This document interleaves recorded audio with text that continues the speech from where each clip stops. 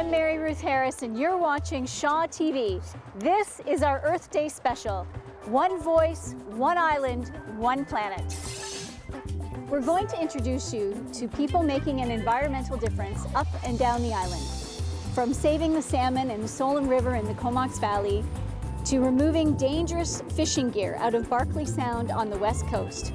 We'll be dropping in on students in Parksville, where kids are greening their environment, and we'll land in Victoria with a peek inside a Cobb House.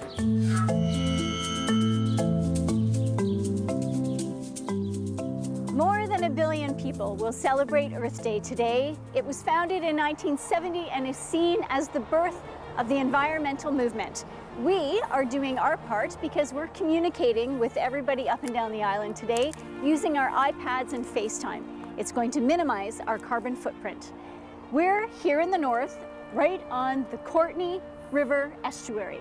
Is that not spectacular? Now, joining me is renowned First Nations artist, Andy Everson. Hey, Andy. Hey. How's it going? I'm doing good, thanks. Good. Now, I understand that you have a degree in anthropology. Yep, I have a master's degree in anthropology. Now, what was the motivation to go in that direction?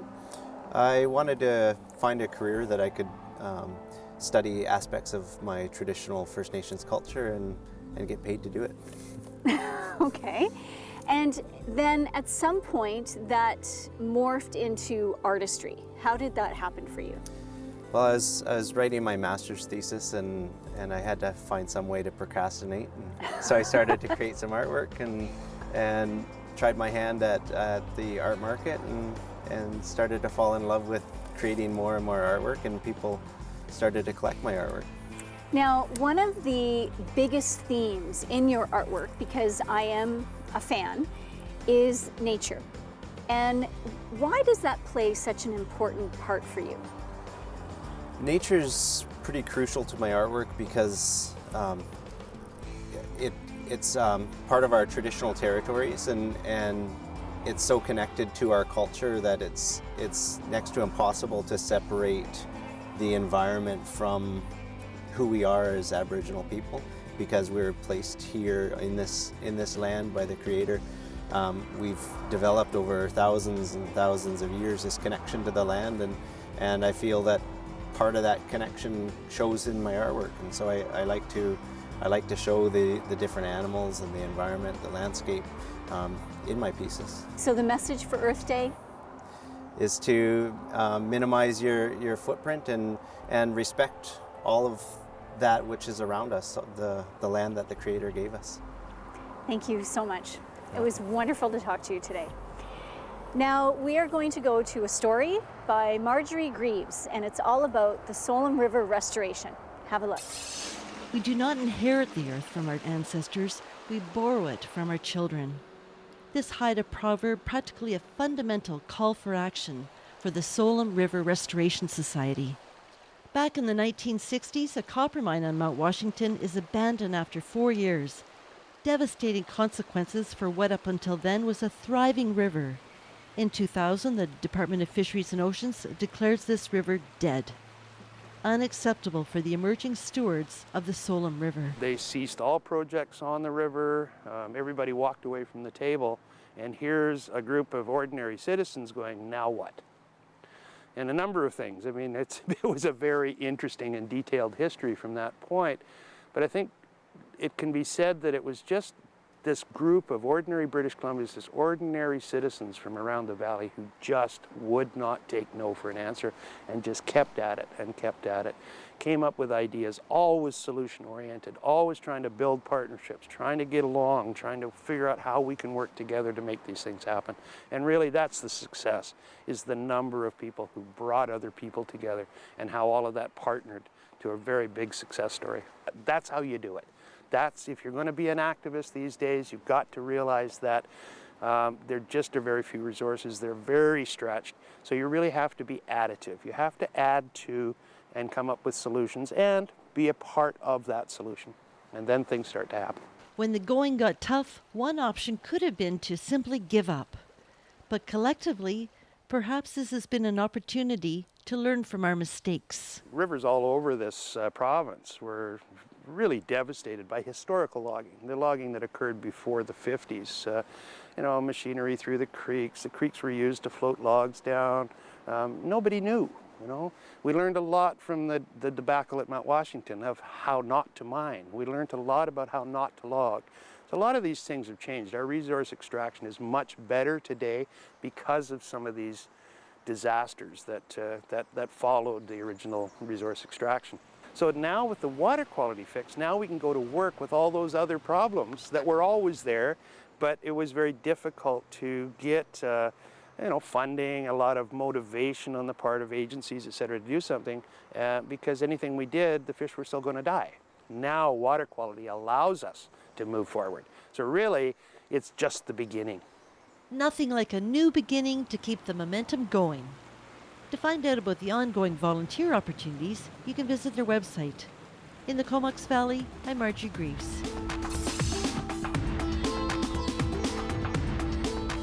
Marjorie, that was a very inspiring story. It is amazing the way the Tsolum River has been restored and the resurgence of the salmon. That is fantastic. Now we are going to head down the island and over a bit to Port Alberni, where Nancy Wilmot is waiting for us, and she's doing so via some technology. We are using our iPads today on FaceTime, which is a free app, by the way. And this way, it keeps our carbon footprint a little bit smaller because we're not using our cars to communicate up and down the island. So Nancy, hey, how you doing? I'm doing great. How are you, Mary Ruth? We're really good, loving the sunshine. I know, it's wonderful. And we have a story today that is outside, just like yours. We're heading down to the waterfront in Port Alberni, where I talked to a woman who, along with her husband, is carving a recreational beach out of a former industrial site. Wow, that is fantastic. How are they doing that? That sounds like a huge undertaking. It is indeed a huge undertaking. They're doing it with a lot of hard work and a fair bit of help from their friends. I'm here with Sandra Gentleman now, who's going to tell us all about it. Sandra, how you doing? Thanks, good. Now, Sandra, we are standing on a site that was, up until just a few decades ago, an industrial site, the plywood plant. But you saw the potential here for a recreational beach. How did you make that happen? Well, we heard there was wind in the inlet, and we came and we saw the wind. We used the wind with the windsurfing, kiteboarding, and sailing. And we started swimming, and we found that the inlet is beautiful, and a lot of people, I think, haven't used the inlet for recreation. So we see the vision that definitely this space can be used on a recreational basis. But how do you make that happen? Because I'm looking around and I see equipment on either side of us, and yet here we're standing on a lovely sloping beach that is slowly becoming beautiful again. How do you make that happen? Well, it's been with a lot of hard work and a lot of community support, a lot of different groups that have come to help over the last 4 years. So it's a town in transition and this dream in transition, and it's small steps, but it's quite amazing what's happened over the last 4 years. And for people that haven't seen this, it is quite amazing because now you can actually walk down to this beach. It's accessible. And is it being used? Absolutely. In the summer, when we have the sailing school, the Mobile Optimist Sailing School comes into Port Alberni. They teach the local kids how to sail in little Opti sailboats. We're using the wind every thermal windy afternoon with our windsurfing, kiteboarding. When it's calm, we can go on our stand-up paddle boards. We can go kayaking. There's a lot of things that can happen in the area. And do you think this is a part of a new way of seeing the inlet and maybe of seeing the world around us? Absolutely. I think it's been seen as an industry-only type of inlet in the past, and I think definitely there's more potential for diversifying that and having more recreation and use it for education to learn about the environment, and also just more tourism opportunities, bring more people from outside the community to enjoy the inlet with us. It is inspirational. I know you've had people of all ages down here digging things out below the tide line, cleaning up above the tide line. Do you think this is going to continue? Absolutely. I'm hearing nothing but support from many different people, many groups, and people really want to see this dream and vision come true. Oh, thank you so much for telling me about it, Sandra. This lady really is one voice who's making a huge impact locally, and that has ripple effects. We're going to head down the Alberni Inlet right now to Barkley Sound, where another man is making an enormous difference, not above the shoreline, but below the waves. If you swim through a kelp forest and the sun is coming through, it's just like a fantastic tableau in front of you. I sometimes say to people, I was just born to do this because I can't imagine not doing it. Peter Mieras is a lucky man. He's found his passion underwater, and he's married to someone who shares it with him. Together, they operate Rendezvous dive adventures in Barkley Sound and are committed to doing their part to protect the environment that they love. Well, basically, we started the stewardship program, and what we do is we gather data for scientists. So underwater surveys are one of the hardest ways to get data for scientists. So with our video equipment, we can record behavior, we can count fish. Egg count, surveys, anything that requires eyes underwater, and Rendezvous is there. But their eyes were also seeing something else, the debris and litter left behind by people. The first time it really became obvious to me how bad the situation could be, it made me want to apologize to the fish. I felt so horrible. And from that moment on, I realized that there's no way I'm going to let this happen. The worst of what they saw underwater were nets, lost or discarded, made of unorganic material and designed to last decades. These phantom nets continue to kill sea life for as long as they're there, something that this couple couldn't accept.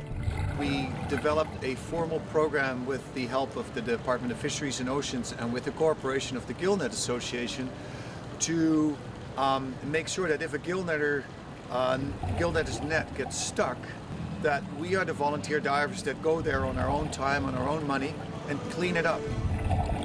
Now, this may sound like a straightforward endeavor, but in fact, clearing nets is extremely dangerous. And Peter has written a 20-page manual creating procedures and protocols that are gaining international attention. Our gillnet removal procedures are now considered by other organizations like CITES in Victoria, the state of Oregon is looking at it. So we hope that with this little example, we can get other areas to copy it and to, basically get off your couch and do stuff if you see something's wrong.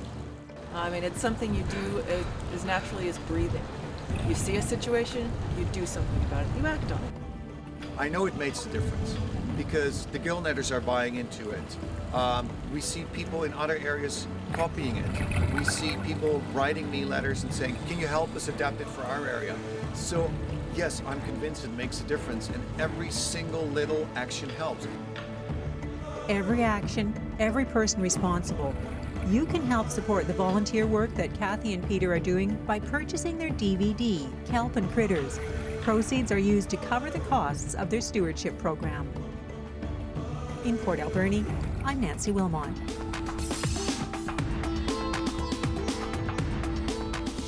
I don't know about you, but I found that story as beautiful as it was inspirational.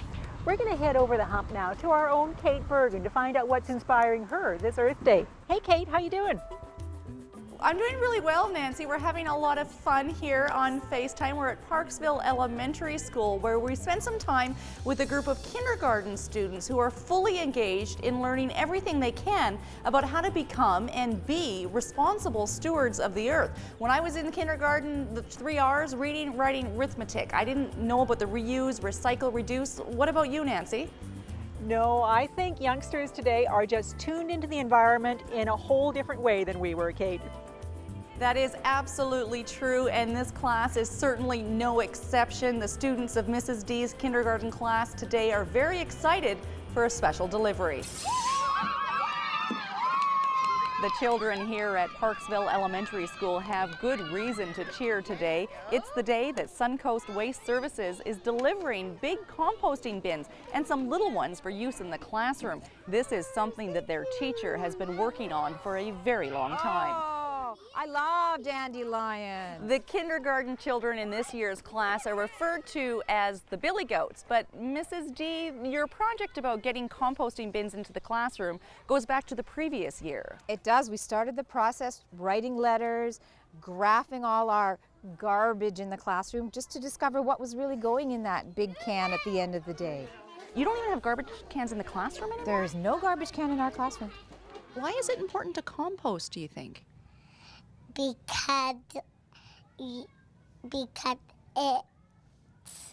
it helps the lot. When done an apple core, I just feed it to the worms and the worms eat it. Okay. How big of a focus is there for your kids on environment and recycling and reusing, and where does their garbage go and what impact does that have? Because I don't remember any of this happening for me in kindergarten.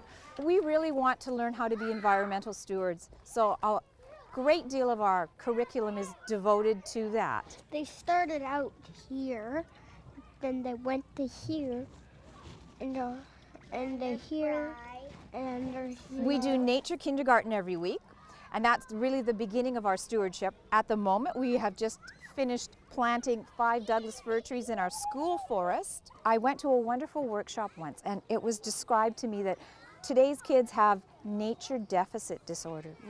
They don't get out and see our real environment. Their environment consists of artificial places, much like our school gardens, so they don't get to see what are our native species, what are we doing to help maintain our native species, what are we doing to hopefully eliminate some of the non-native invasive species. So that's all part of what we're doing. And then the kids go home and educate their parents, Absolutely, I'm finding. yeah. So even though we didn't get this in school, we are learning how to be more cautious with our world through the children and what you and others are teaching in the school system. Absolutely. We're environmental stewards, and we want to really take that role seriously. Here you go, sweetie, you can have that.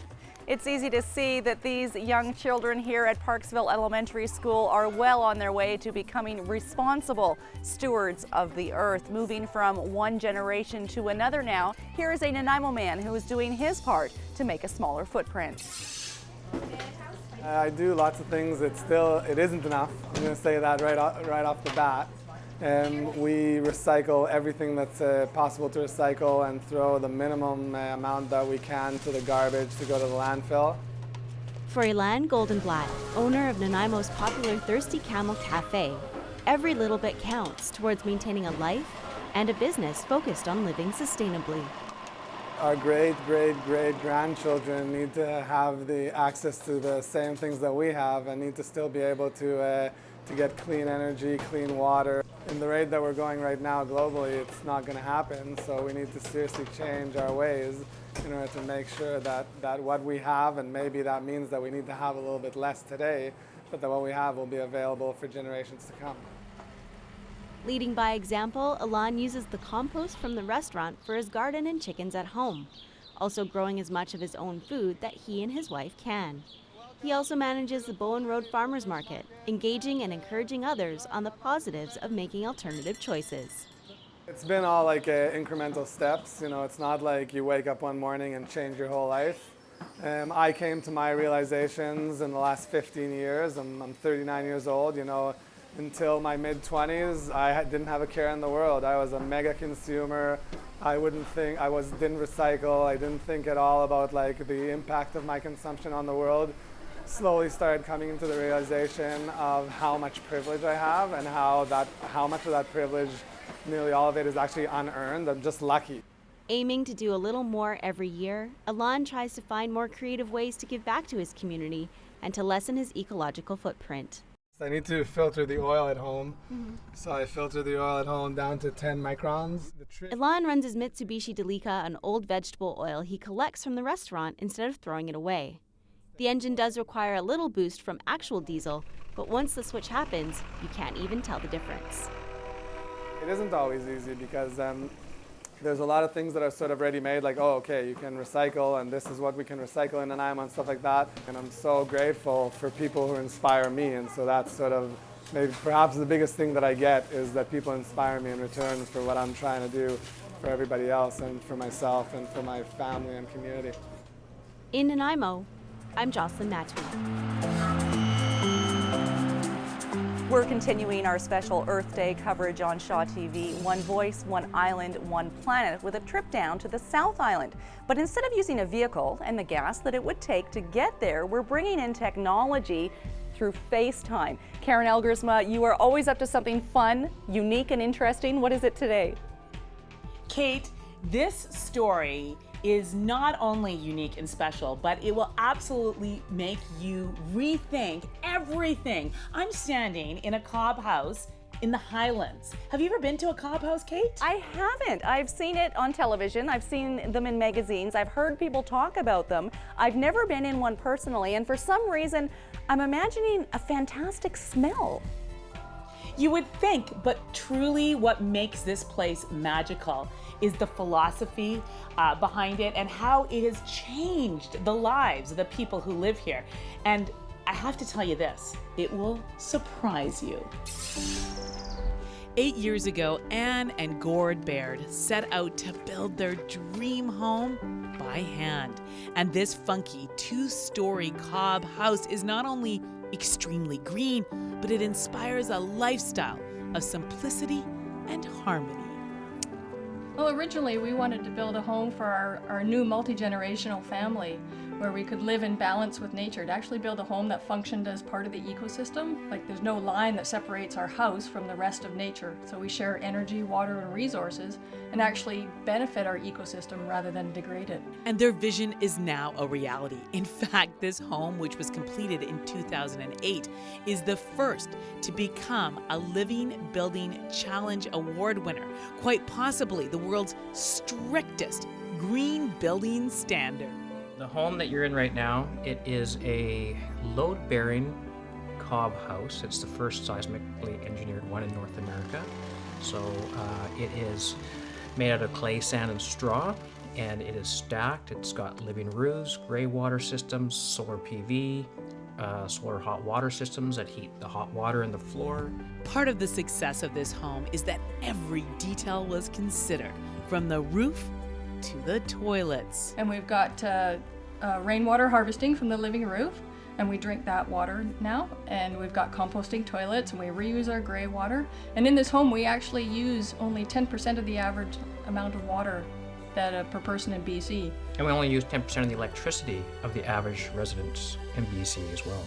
And the Bards didn't just build an award-winning eco-friendly home, they created a life, one that honored their values and their dreams. Do you like tea? For 19 bucks, you can I can't stand them anymore. They grow their own tea. So the 3/3 lifestyle is, when we started, our goal was to spend 1/3 of our time working for an income, 1/3 of our time volunteering, and 1/3 of our time following our own passions.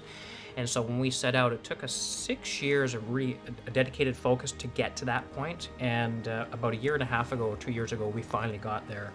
From growing their own food to hanging their laundry to dry, it's clear that this family's love of Mother Nature shows itself in everything they do. I think of Earth Day as being more like Earth life. Because, I mean, really, think about it. If the Earth was your mother, you know, our mother, if our mother was sick, would we only look after her one day a year? No. If she was terminally ill, we would look after her every day. I mean, the Earth provides everything. And so that is like our mother. And if we don't look after our mother's not going to look after us.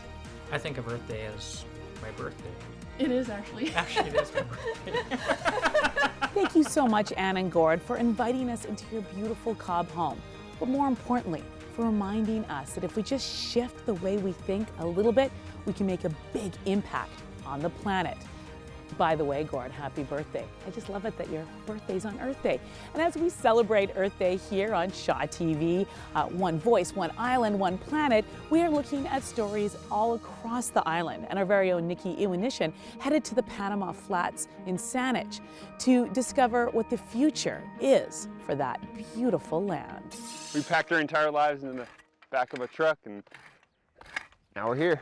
It's been quite the change for Daniel and Kristen Nammour. Young and in their 20s, the last few years has seen them go from Utah to downtown Vancouver to this quiet rural farm in central Saanich. It's an idyllic setting for anyone who likes to get their hands dirty. Weeding, shoveling, and eventually seeing the fruits of their labor is what brings a smile to the faces of this couple. And they've taken it on because it's something they feel strongly about. I think a lot of the problems in the world today have to do with a broken food system, and you can trace a lot of things back to it, you know, obesity and the water shortages and everything. And I was tired of being, not a hypocrite, but I was tired of talking about it and not doing anything about it. But it's not easy for young and enthusiastic people like Daniel and Kristen. If they wanted to buy some land in the capital region and farm it, they'd have to fork out $100,000 just for 1 acre. I don't know if I could get 10 feet with the way land prices are. It's pretty unrealistic around here. Just 2 weeks here on the South Island, and this farmer already knows about the cost of land, one he calls a huge barrier for people interested in helping to boost the island's local food production. But Robin Tunnicliffe says those high prices mean people like Daniel are fleeing the island as fast as they're coming here. They come here, they get their training, and then they realize, wow, Saanich and the CRD is not a place where we can stay because it's not affordable. Drive a few kilometers south and the answer just might lie in some of this 65 acres of agricultural land in Saanich. The land is known as Panama Flats, an area that has been farmed off and on for more than 100 years. Saanich bought the land 2 years ago for more than $2 million and has recently come up with a plan to put all of it into the agricultural land reserve. It's the first time in decades that land from Saanich in this scale has been included in the agricultural land reserve. And that ALR designation could help ease the burden of steep land prices and access to farmland. Councillor Dean Murdock says Saanich plans to consult the public about what can be done with this ALR land, but already there are plenty of ideas from groups like the Capital Regional Food and Agriculture Roundtable. We can use it for food production. We can have community allotment gardens. I've heard proposals to turn it into an agricultural park. Its primary purpose, though, will be to ensure the land stays as a floodplain, a way to help manage stormwater in Saanich. And as you can see, there's no shortage of water here, meaning food production would likely be restricted to the summer months. It dries up, and the water is great for making the soil even more fertile. Robin Tunnicliffe says she's hopeful farming can happen on Panama Flats and knows what the consequences could be if it doesn't. We need to step up and start thinking into the future how we're going to grow all our own food. There's no reason we can't. We've got lush farmland, we've got the climate, and we've got the skills here. There's no exact timeline for the project just yet, but Saanich does plan to start public consultation this spring. In Saanich, I'm Nikki Ewanyshyn.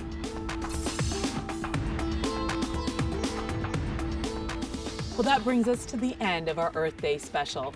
One voice, one island, one planet.